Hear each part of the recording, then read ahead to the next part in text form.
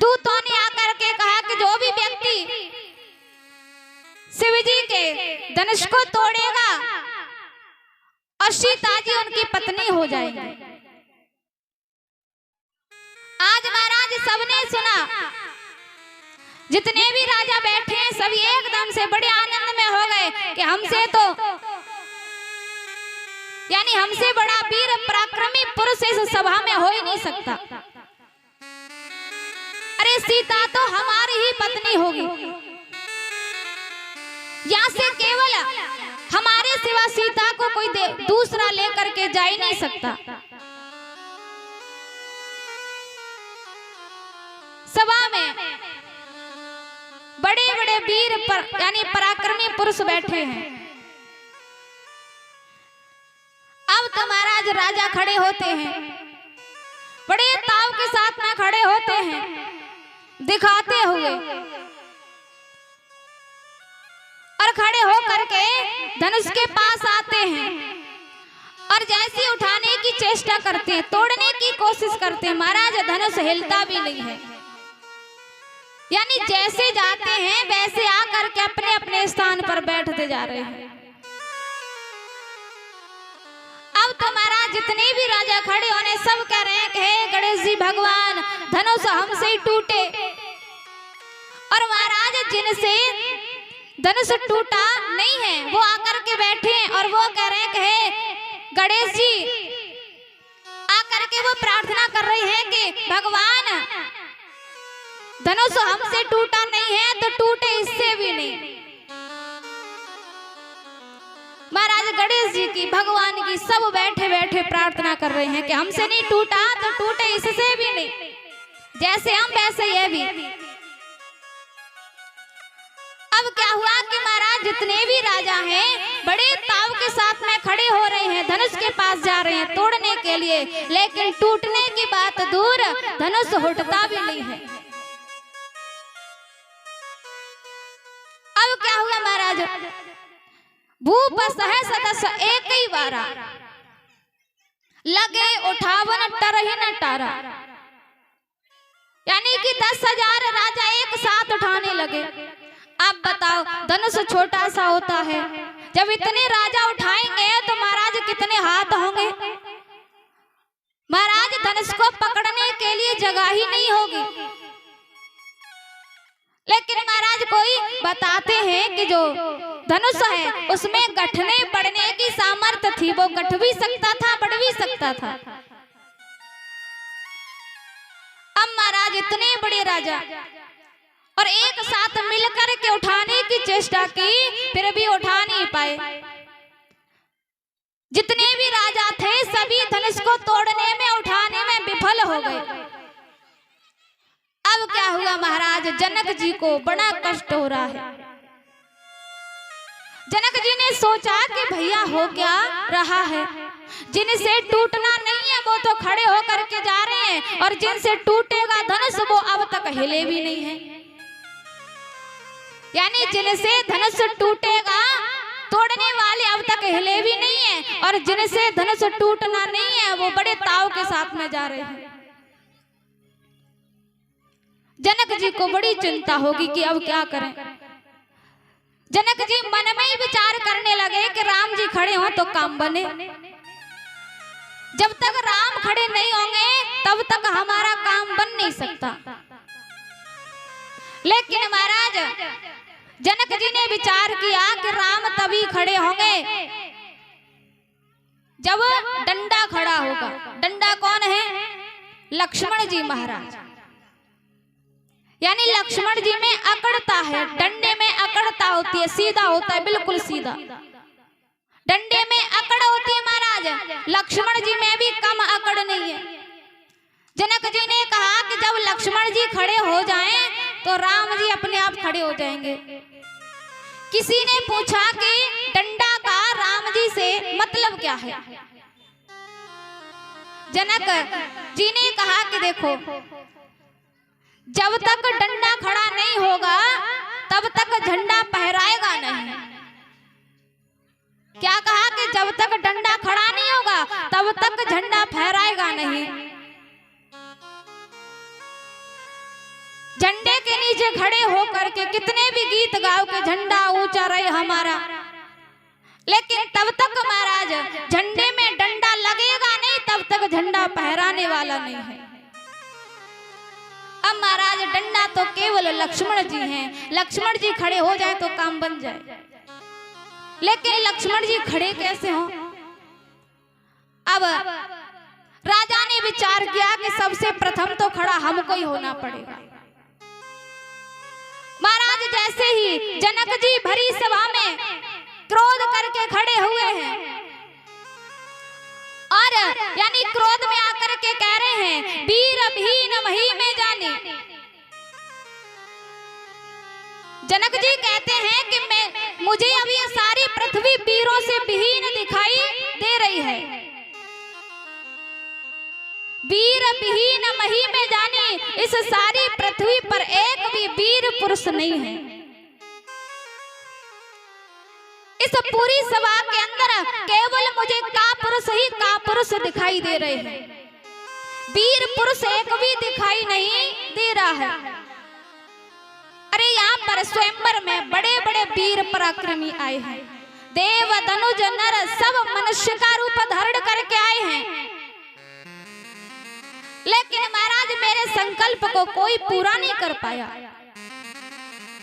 बड़े कष्ट के साथ कहना पड़ रहा है कि पूरी की पूरी पृथ्वी वीरों से विहीन हो गई, एक भी वीर पुरुष नहीं है। जनक जी इतना बोल करके लक्ष्मण जी की ओर देखते हैं कि हमारी बातों का कुछ असर हो रहा है कि नहीं हो रहा। अब महाराज देखा कि अभी तो कुछ नहीं हुआ, जैसे थे वैसे ही बैठे हैं, और बोलना पड़ेगा। अब तो महाराज जनक जी बड़ी क्रोध में आकर के कह रहे हैं लगता है मुझे मेरी पुत्री सीता तो जन्म कुंवारी ही रहेगी। मुझे तो ऐसा व्यतीत होता है विधाता ब्रह्मा ने मेरी पुत्री सीता का विवाह लिखा ही नहीं है। जैसे कहा कि महाराज ये सारी पृथ्वी वीरों से विहीन है, सारी सभा में केवल कापुरुष दिखाई दे रहे हैं, वीर पुरुष एक भी नहीं है। अब तो महाराज लक्ष्मण जी को बड़ा ही क्रोध आ रहा है कि हमारे भैया को सभा में उपस्थित होते हुए, क्षत्रियों को उपस्थित होते हुए महाराज ऐसे कैसे बोल सकते हैं, वीर विहीन ऐसे कैसे हो सकती है।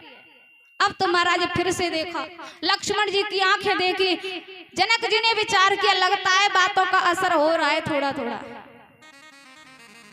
अब तो महाराज लक्ष्मण जी से रहा नहीं गया, भरी सभा में खड़े होकर के लक्ष्मण जी कहते हैं कहीं जनक जैसे अनुचित वाणी विद्यमान रघुकुल मन जानी। है महाराजा जनक, आप भगवान श्री राम को सभा में उपस्थित होते हुए ऐसे शब्दों का उच्चारण कैसे कर सकते हो? भूल गए कि आपकी सभा में सूर्यवंशी रघुकुल शिरोमणि श्री राम भी विराजमान हैं। महाराज आपका तो बहुत पुराना धनुष है, और यदि एक बार हमारे भैया की आज्ञा हो जाए तो महाराज धनुष की तो बात चलती क्या है, तोड़ने की तो बात चलती क्या है। जो तुम्हारे अनुशासन पावा कंदुक एव ब्रह्मांड उठावा। अब जो राजा थे ना, राजा उन्होंने सोचा कि भैया हम तो केवल धनुष तोड़ने आए थे, लेकिन यहाँ तोड़ने की बात नहीं हो रही, यहाँ तो पूरे ब्रह्मांड को उठाने की बात हो रही है। दूसरे ने कहा कि भैया पूरा ब्रह्मांड उठेगा तो हमारा क्या होगा। एक ने कहा कि भैया जो सबका होगा वो हमारा हो जाएगा। एक ने कहा कि लक्ष्मण जी जैसे उठाएंगे वैसे पृथ्वी पर रखेंगे। लेकिन महाराज यहाँ तो बात कुछ और हो रही है, रखने की बात नहीं हो रही है, अभी तो केवल उठाने की बात हुई है। अब तो महाराज लक्ष्मण जी कह रहे हैं कांचे गटज में डारा फोरी। अब देवताओं ने कहा कि भैया उठा करके रखेंगे नहीं, फोड़ने वाले हैं, फोड़ देंगे, लगता है हमारा तो कुछ बचने वाला नहीं है। जितने भी राजा थे महाराज सबके सब कांपने लगे, कंपित होने लगे। अब महाराज राजाओं ने कहा कि भैया ब्रह्मांड उठे उससे पहले यहाँ से एक एक करके निकल लो। एक ने कहा कि भैया जाएगा कहाँ, किसी गांव को उठाने की बात नहीं हो रही है, पूरे ब्रह्मांड को उठाने की बात हो रही है। अब तो महाराज लक्ष्मण जी का क्रोध बहुत हो रहा है।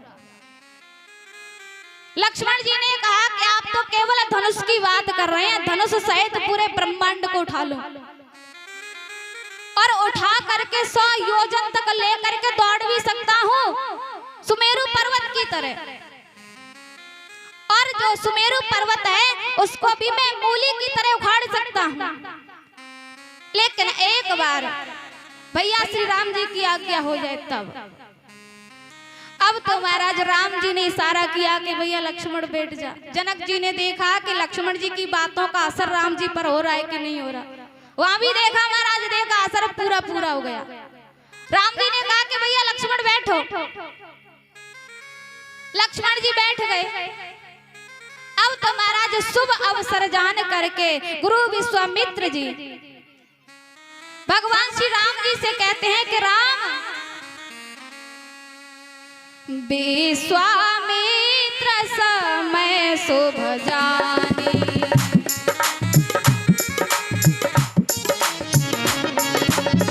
विश्वामित्र समय शुभ जाने,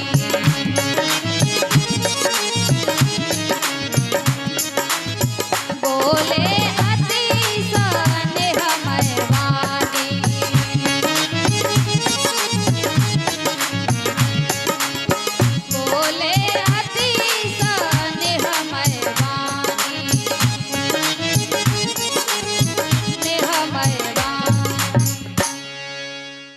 विश्वामित्र जी ने शुभ अवसर जान करके कहा कि राम अब आप खड़े हो जाओ। अब जैसे राम जी खड़े हुए तो महाराज जनक जी ने देखा कि डंडे का पूरा असर हुआ। अब तो डंडा झंडे में लग चुका, अब तो बस झंडा फहराने वाला है। और राम जी जैसे खड़े हुए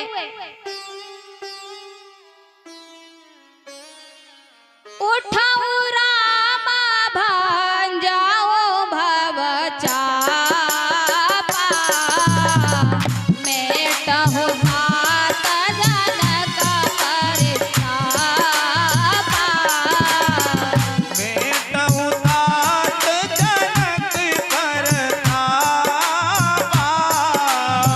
मेटहु तात जनक परितापा,